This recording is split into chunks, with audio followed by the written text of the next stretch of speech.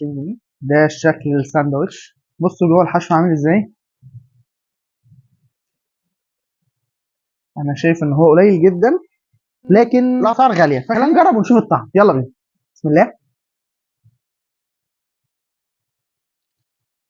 بص طعم الكبده حلو بس ناشف شويه، نسبه الملوحه فيه قليله شويه، وممكن يكون هو عاملها كده عشان خاطر لما تزود ليمون يبقى الطعم مظبوط.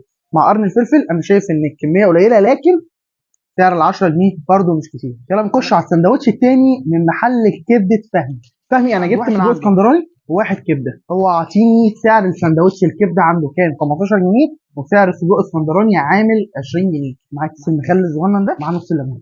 هنشوفه دلوقتي. احنا عاملين تحدي بين الكبده، فهنشوف الكبده الاول. ده رغيف الكبده بتاعه،